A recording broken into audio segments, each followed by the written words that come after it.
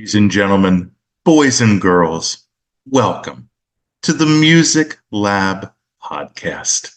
My name is Dogg, and I am so happy and excited to be back with all of you for another episode of the podcast. And today, on April 27th, 2024, Dogg is bringing you his first album review of the year. I apologize for this. I didn't mean it for this to happen. The first album that I wanted to do this year was The Smiles, Wall of Eyes, but that album just did not connect with me, and I did not want to do it a disservice by reviewing it.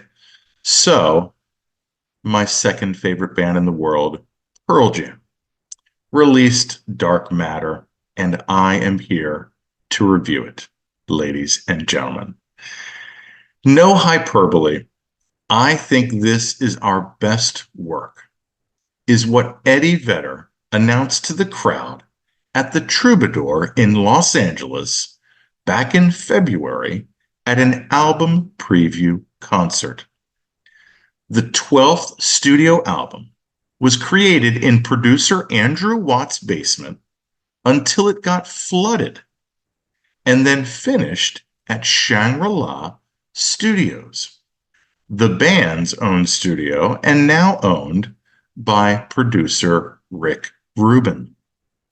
What is cool, I think, is Andrew played guitar with the band during the song process as well as some of the recording process.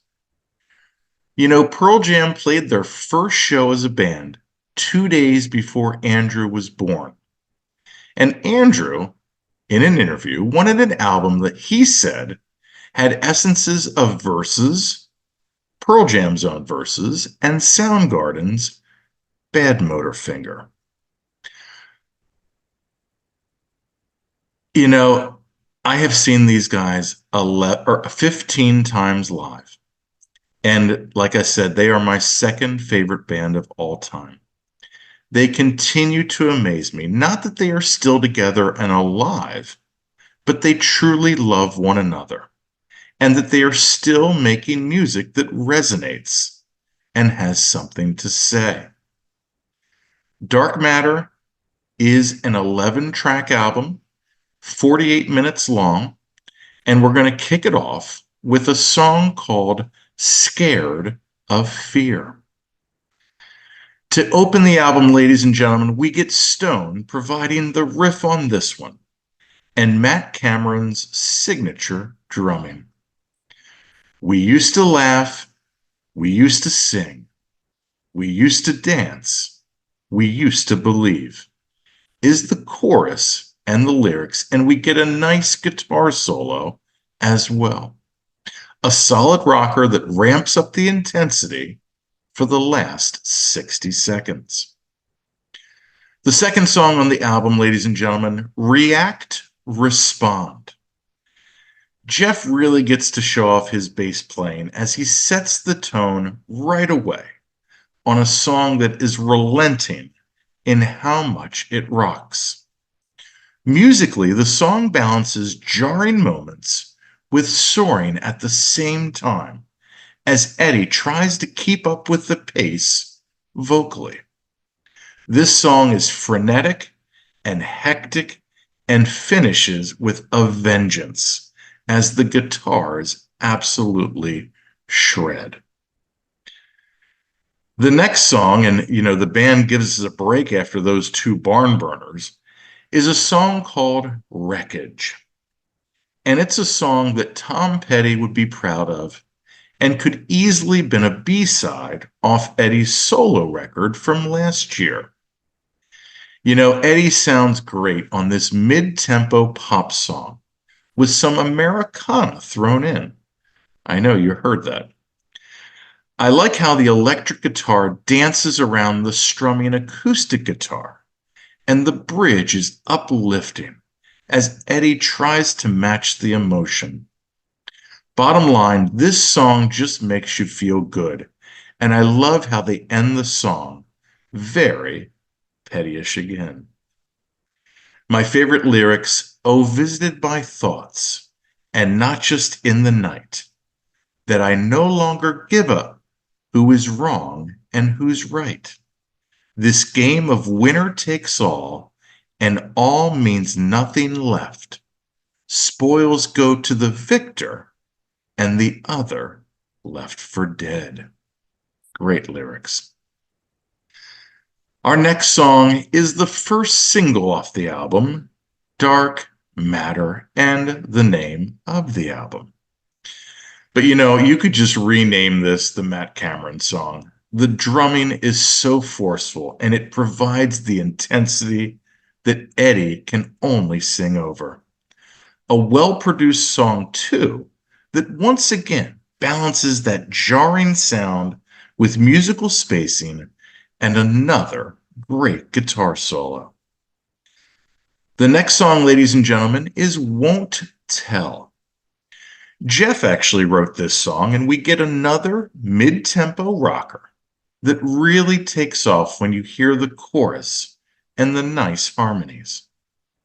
The last 45 seconds and that riff that Coldplay would appreciate, with Eddie's soaring voice, really makes the song whole and an enjoyable listen.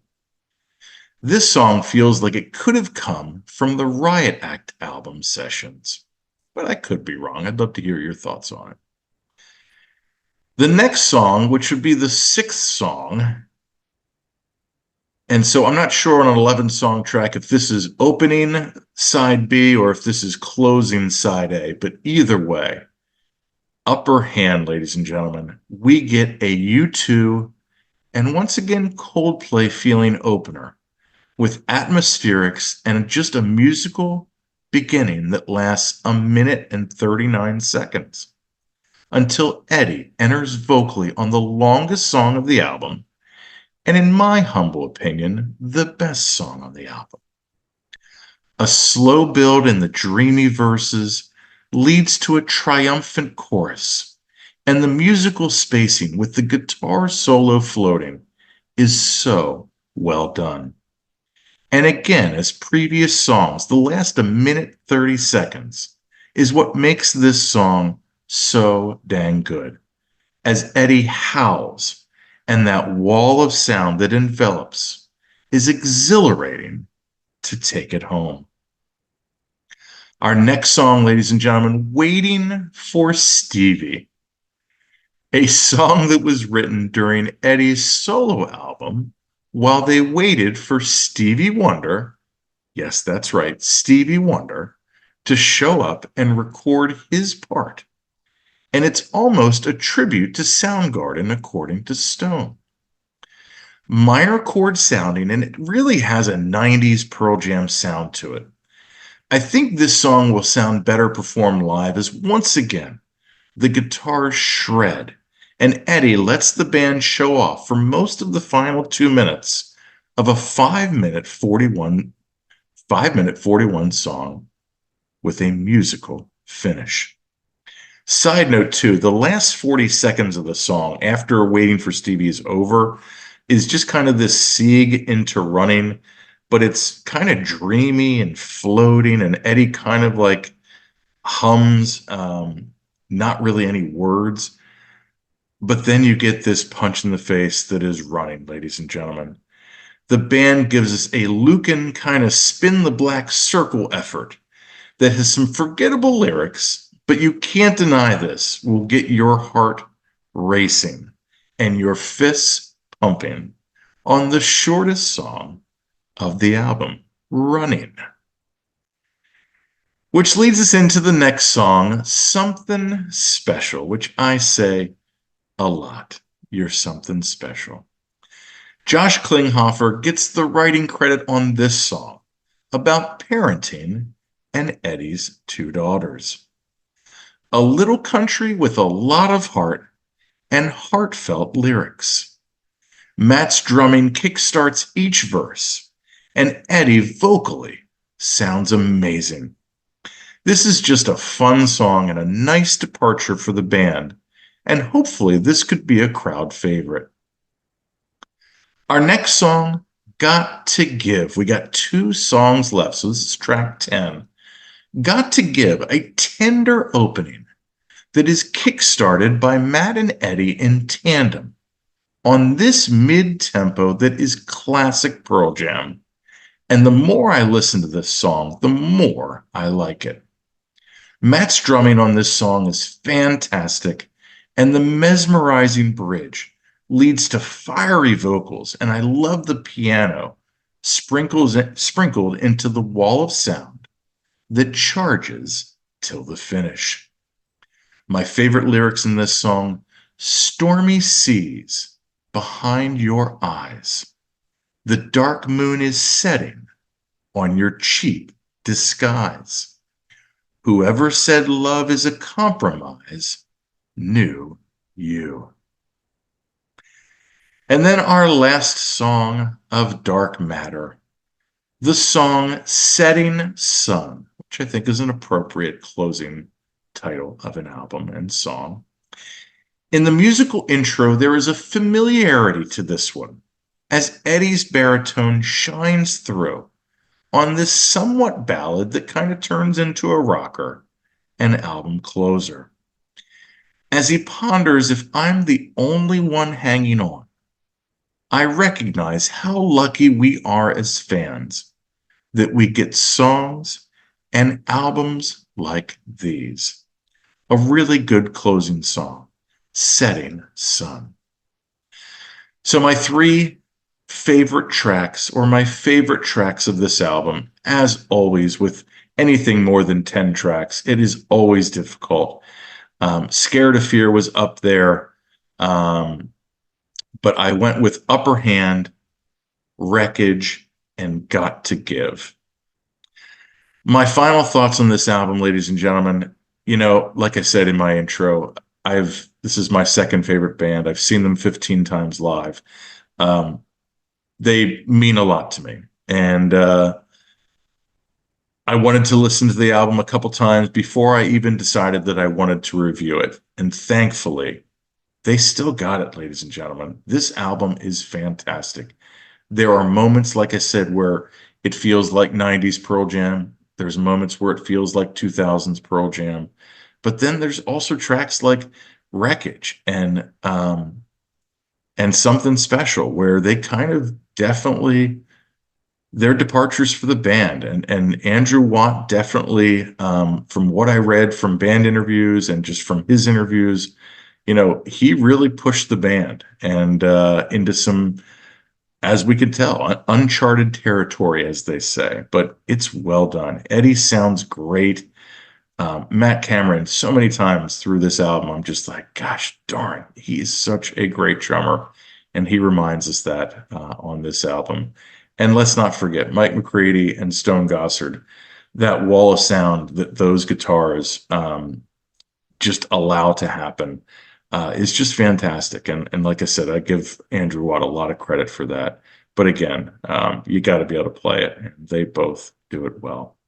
So, ladies and gentlemen, don't forget to like, follow, subscribe to our YouTube channel and all of our social media pages. That helps us. That helps the bands that we feature. And also, don't forget to check out our sponsor, RAW Outfitters. That's RAWR, outfitters.com. Don't just wear RAW for all your clothing needs. This has been a great album review. Once again, I hope you go out and listen to it, buy it, support them on tour this summer and fall, even though, gosh, the ticket prices are just out of control. We are going to try and do Fenway Park 2 nights, the end of the tour in September, but that's really going to have to do with cost.